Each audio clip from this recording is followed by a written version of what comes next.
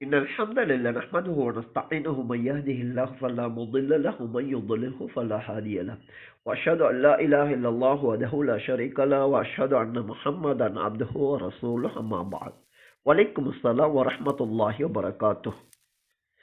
நபியின் காலத்து இஸ்லாத்தை பின்பற்றுவதற்காக ஒரு இமாமின் கீழ் ஒன்றுபட்ட ஜமாஅத்துல் முஸ்லிமீனிலே நுழைந்ததன் பிறகு அதிலிருந்து வெளியேறி சென்ற இலங்கையைச் சேர்ந்த ஷிஹாபுத்தீன் மௌலவி என்பவர் அவருடைய கொள்கையின் புதிய வழிமுறையை மக்களுக்கு அவர் கூறியிருக்கின்றார். அதன் மைய கருத்தாக லா இலாஹ இல்லல்லாஹ் என கூறியவருக்கு சுவனம் கடமையாகிவிடும் என்ற கருத்தை பதிவு செய்கின்றார். அது தவறானது என கூறுகின்ற ஜமாஅத்துல் முஸ்லிமீனை முன்னோக்கி, இவ்வாறு ஒருவர் சுவனம் செல்வதிலே உங்களுக்கு என்ன ஆட்சேபனை என கேள்வி எழுப்பியிருக்கின்றார். அவருடைய இந்த பதிவை முன்வைத்து இவர் கூறுவது எந்த அளவு சரியானது, இதன் தெளிவு என்ன என்று சகோதரர் ஒருவர் கேள்வி தொடுத்திருக்கின்றார். அனைத்திற்கு முதலில் அல்லாஹ்வின் அருளை கொண்டு நேர்வழியில் இருந்து மரணிப்பதன் மூலம் சுவனம் செல்ல விரும்புகின்ற மக்களுக்கு அல்லாஹ்வின் மிக முக்கிய ஒரு பிரார்த்தனையை நினைவுபடுத்துகின்றோம். 3வது அத்தியாயத்தின் 8வது வசனம், ரப்பனா லா துஸிக் குலூபனா பஅத இத ஹதைதனா வஹப் லனா மின் லதுன்க ரஹ்மா இன்னக அன்தல் வஹாப். எங்களது ரப்பே, எங்களை நேர்வழிப்படுத்தியதன் பிறகு எங்களது உள்ளங்களை வழிகெடுத்து விடாதே. உன் தரப்பிலிருந்து உனது பக்கமிருந்து எங்களுக்கு உனது அருளை தந்தருள்வாயாக. நீ மிகவும் தாராளமாக அள்ளி அள்ளி வழங்குபவனாவாய் என்று அல்லாஹ் எமக்கு ஒரு பிரார்த்தனையை கற்றுத்தருகின்றார். எம்மை படைத்த அல்லாஹ் எம்மீது புரிந்த அருள்களை நாம் எண்ணிவிட முடியாது. அதில் மிகப்பெரிய அருள் என்ன தெரியுமா? இந்த தீனை பிரித்து பிளவுபடுத்தி விடாது. யாரெல்லாம் ஒற்றுமையாக ஒன்றுபட்டு வகியை பின்பற்றுவதற்காக ஒரு இமாமின் கீழ் செயல்படுகின்றார்களோ, இது அல்லாஹுடைய மிகப்பெரிய அருளாக அல் குர்ஆனிலே அல்லாஹ் பதிவு செய்கின்றான். இப்போது இந்த மனிதர் நேர்வழி பெற்றதன் பிறகு அவருடைய உள்ளம் தடுமாறி வழிகேட்டிலே சென்றிருக்கின்றார். இங்கு இவர் தொடுக்கின்ற கேள்வி முதலில் தன்னை நோக்கி இவர் தொடுக்க வேண்டும். உதாரணமாக, உலகிலே லா இலாஹ இல்லல்லாஹ் என கூறி ஒரு மனிதர் மரணித்து விட்டால் அது யாராக இருந்தாலும் அவர் சுவனம் செல்வார் என்பது சரியாக இருந்தால், ஒரு உதாரணம், அல் குர்ஆன் மட்டுமே பின்பற்ற கடமைப்பட்டதாகும். அதன் விளக்க உரையான சுன்னாவிற்கு எந்த மதிப்பும் கிடையாது, அது அவசியம் இல்லை என கூறுகின்ற ஒரு சாரார் தாராளமாக கலிமா மொழிந்து கொண்டிருக்கின்றார்கள். இவர்களில் ஒருவர் மரணிக்கும் போது அவர் கலிமா கூற முடியும். அத்தகைய ஒருவர் சுவனம் செல்வாரா என்ற கேள்வியை இந்த மனிதன் தன்னை நோக்கி கேட்க வேண்டும். அப்போதுதான் இவர் இருக்கின்ற தடுமாற்றம், குழப்பம் இவருக்கு தென்படும். உண்மையிலேயே அல்லாஹ்வை பயப்படுகின்ற ஒருவராக இருந்தால் இந்த கேள்வி மீண்டும் அவர் நேர்வழியை நோக்கி வருவதற்கு அவருக்கு வாய்ப்பை ஏற்படுத்தும். சரி, முஸ்னத் அஹ்மத் உட்பட பல நூல்களிலே வருகின்ற ஹதீஸ், எவரது இறுதி வார்த்தை லா இலாஹ இல்லல்லாஹ் என்பதாக இருக்கின்றதோ அவருக்கு சுவனம் கடமையாகின்றது என நபி அவர்கள் கூறினார்கள். சஹீஹான ஹதீஸ். இதன் கருத்து, மரணிக்கும் போது ஒருவர் லா இலாஹ இல்லல்லாஹ் என கூறுகின்ற ஒவ்வொருவரும் சுவனம் செல்வார்கள் என்பதா? அது இல்லை என்பதை எம்மை விட பல நூற்றாண்டுகள் முன்னராகவே இந்த உண்மைகளை சொன்ன அறிஞர்கள் இருக்கின்றார்கள். அவர்களை நோக்கி இந்த மனிதர் கேள்வி தொடுப்பாரா? ஹதீஸிலே இப்படி இருக்கும் போது உங்களுக்கு என்ன பிரச்சனை என்று அவர்களை நோக்கி கேட்க தயாரா?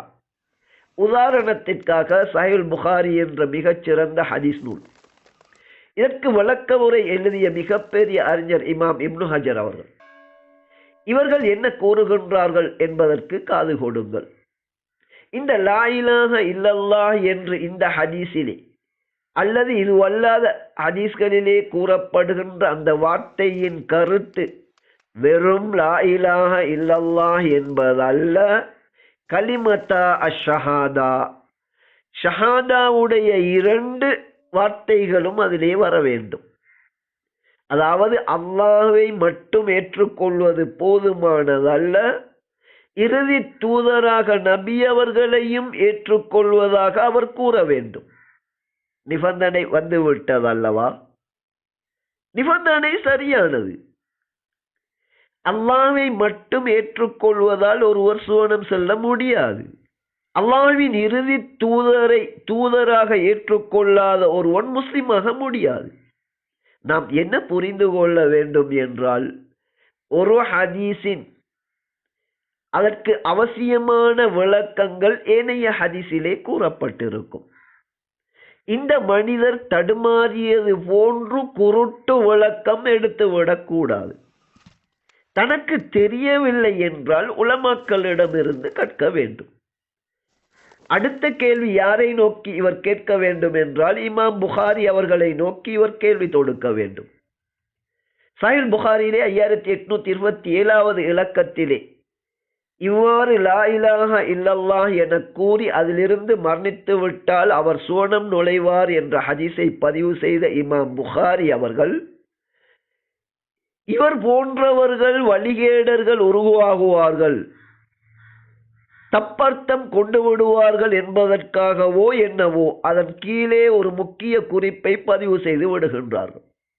இந்த ஹதீஸ் யாருக்கு பொருந்தும் என்றால், மரணிக்கின்ற அந்த சந்தர்ப்பத்திலே அல்லது அதற்கு முன்னர் அவர் பொதுவாகவே தௌபா செய்து கை சேதப்பட்டு, அதாவது தான் இருந்த அத்தனை வழிகேட்டில் இருந்தும் விடுபட்டு அல்லாஹ்வை மாத்திரம் இலாகாக ஏற்றுக்கொள்பவர், இவருக்குத்தான் பொருந்தும் என்ற விளக்கத்தை எழுதி வைத்திருக்கின்றார்கள்.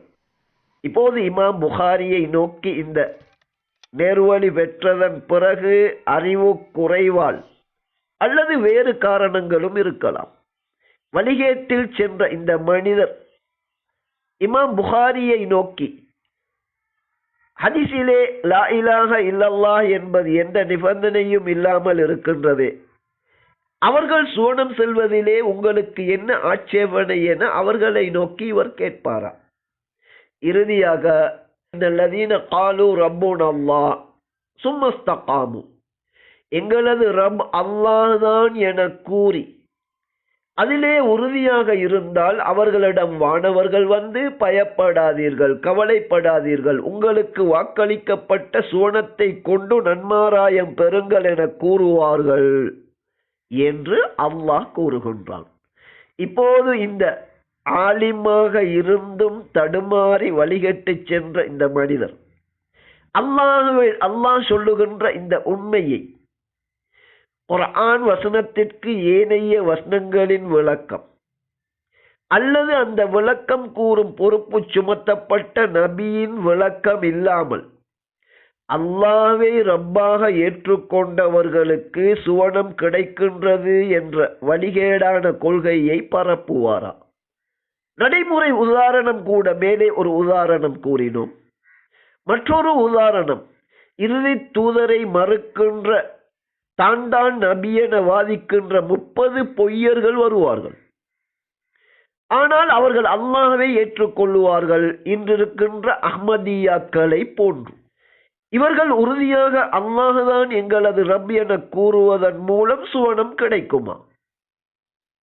ஒட்டுமொத்தத்தில் இந்த ஆலிம் நேர்வழி பெற்றதன் பிறகு இவரது உள்ளத்தை அல்லாஹ் வழிகெடுத்து விட்டான். எனவே சுவனம் செல்லும் கூட்டத்தில் இருந்து வெளியேறி நரகை நோக்கி பயணித்துக் கொண்டிருக்கின்றார். அல்லாஹ்வை பயந்து தானும் நேர்வழி பெற்று மக்களுக்கு நேர்வழியை கூறுவது இவர் போன்ற உலமாக்களின் கடமையாகும். ஒட்டுமொத்தத்தில் இந்த மனிதர் ஒரு வழிகேட்டை பரப்பியிருக்கின்றார். நேர்வழி பெற்றதன் பிறகு வழிகேட்டிலே சென்றிருக்கின்றார். நபியின் காலத்து இஸ்லாத்தை போதிக்கின்ற ஜமாஅத்துல் முஸ்லிமீன் என்பது சுவனம் செல்லும் கூட்டம் என நபி அவர்கள் அடையாளப்படுத்தினார்கள். அந்த கூட்டத்தில் இணைந்து உல தூய்மையோடு மரணிக்கும் வரைக்கும் வகியை பின்பற்றுவதை தவிர சுவனம் செல்லுவதற்கு வேறு வழி கிடையாது. சுவனம் செல்லக்கூடிய கூட்டத்திலே இணைந்து முஸ்லிமாக மரணிக்கும் பாக்கியத்தை அல்லாஹ் அனைவருக்கும் தந்தருள்வானாக.